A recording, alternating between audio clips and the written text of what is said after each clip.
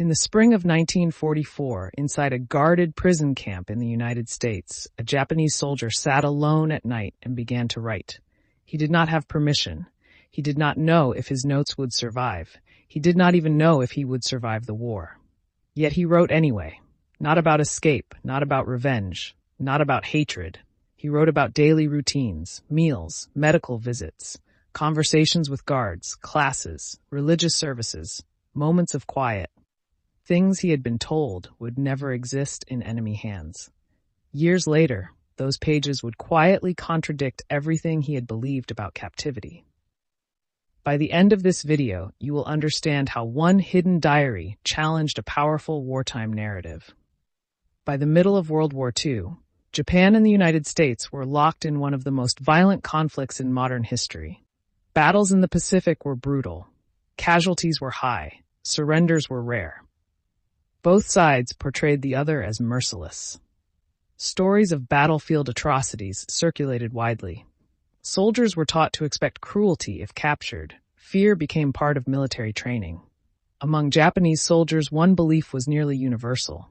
Capture meant suffering. Prison camps were imagined as places of starvation, humiliation, and violence. Interrogation was expected. Punishment was assumed. Death was considered preferable. This belief was reinforced through speeches, manuals, and informal instruction. It shaped how soldiers understood honor. This belief did not appear from nothing. It was supported by experience. Japanese soldiers had witnessed harsh treatment of prisoners in other conflicts. They had heard reports from Europe and China. They knew how prisoners were sometimes treated in war. They also understood how their own military treated captives. They assumed enemies would behave similarly. Fear felt rational. Military culture emphasized endurance and sacrifice. Surrender was discouraged. Captured soldiers were portrayed as disgraced. Families were taught to view captivity with shame. Letters from prisoners were censored. Negative stories were amplified. Contradictory accounts were suppressed. Belief became identity. Most soldiers had no independent sources of information. Foreign newspapers were unavailable. Radio broadcasts were restricted. Letters were filtered. Rumors replaced evidence. In this environment, official narratives dominated. Alternative perspectives rarely survived. For years, this belief remained unchallenged. Few soldiers returned from captivity. Those who did were often silent. Official narratives went uncontested. Nothing forced reconsideration. Until one prisoner began writing quietly in the dark. From the beginning of their service, Japanese soldiers were taught that surrender was unacceptable. Military manuals emphasized endurance and sacrifice. Training drills reinforced obedience. Commanders praised those who fought to the end. Capture was framed as moral failure. This message was repeated constantly. Over time, it became instinctive. Beyond formal training, cultural values reinforced the belief. Honor was linked to loyalty. Shame was associated with defeat. Families were encouraged to see fallen soldiers as heroes. Captured soldiers were rarely mentioned. This created a social environment where surrender was unthinkable. Government messaging portrayed enemy forces as cruel and untrustworthy. Posters, newspapers, and radio broadcasts emphasized brutality. Stories of mistreatment circulated widely. Positive accounts were excluded. Fear was cultivated deliberately. Soldiers had little access to outside perspectives. Foreign media was restricted. Letters were monitored. Casual conversations were filtered. Rumors filled the gaps. Without verification, official narratives dominated. Within units, beliefs were reinforced socially. Soldiers repeated warnings to one another. Veterans shared cautionary stories. Doubts were discouraged. Conformity protected cohesion. Questioning weakened morale. Accepting the official narrative served an emotional purpose. Believing captivity was unbearable made sacrifice feel meaningful. It justified suffering. It reduced uncertainty. Fear became structured. This made extreme risk appear rational. Very few prisoners returned during the war. Those who did were often silent. Stigma discouraged public discussion. Censorship limited publication. Without counterexamples, belief remained intact. Even before large numbers of Japanese prisoners arrived in the United States, international organizations were monitoring prison camps. The Red Cross conducted periodic visits. Neutral diplomats observed facilities. Medical inspectors evaluated sanitation and nutrition.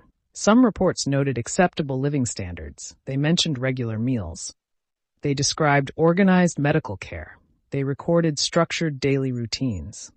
These observations quietly contradicted official fear narratives, but they received little attention. Some prisoners were permitted to send limited correspondence. These letters passed through multiple layers of censorship. Negative details were removed. Sensitive information was altered, yet small signals remained.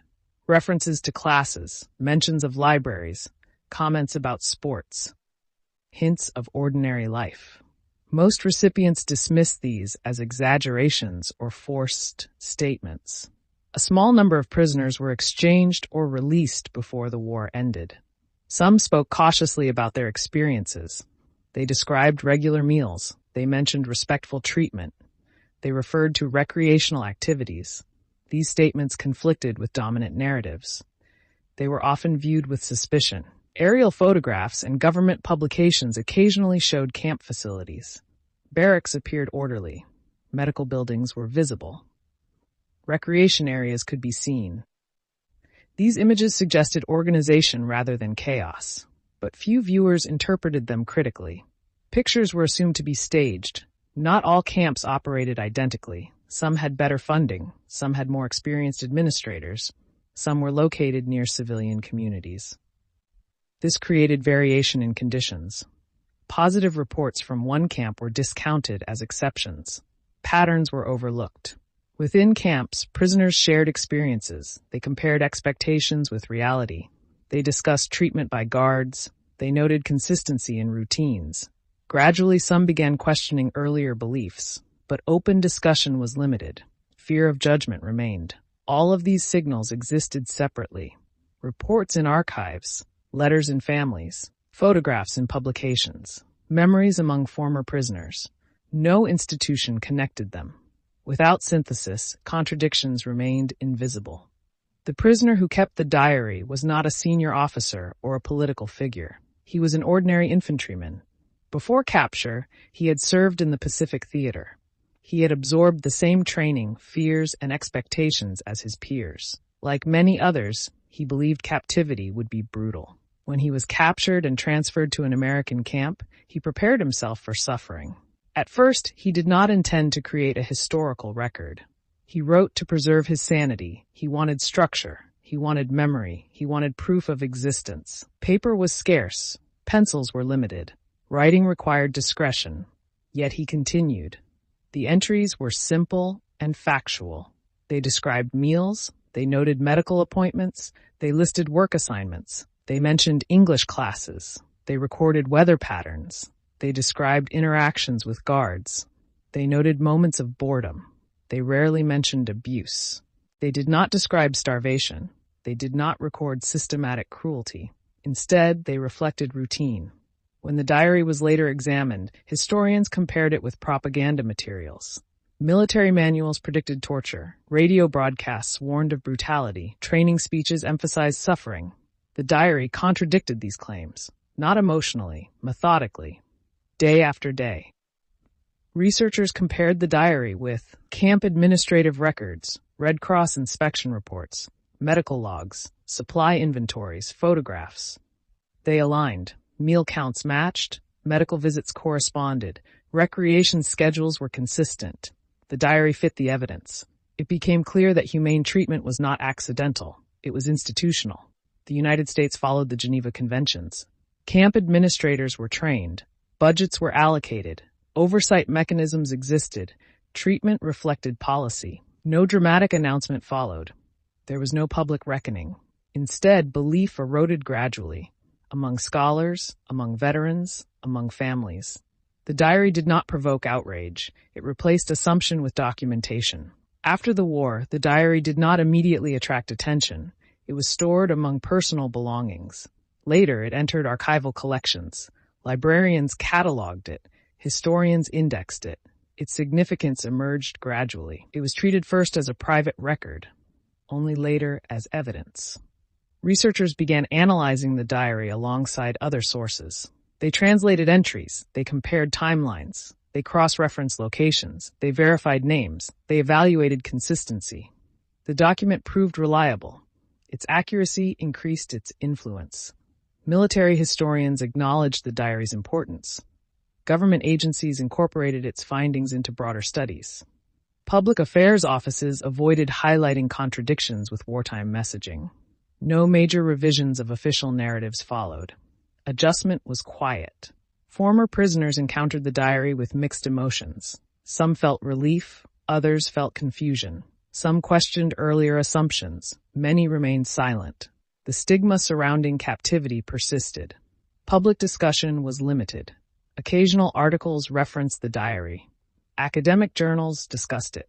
Documentaries cited it, but coverage remained specialized. Mainstream media did not emphasize its implications. The story circulated slowly.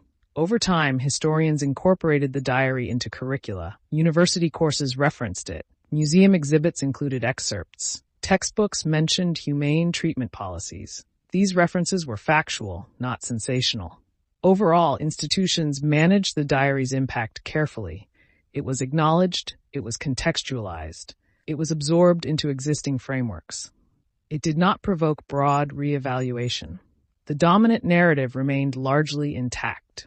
The diary revealed that humane treatment was not only moral, it was strategic.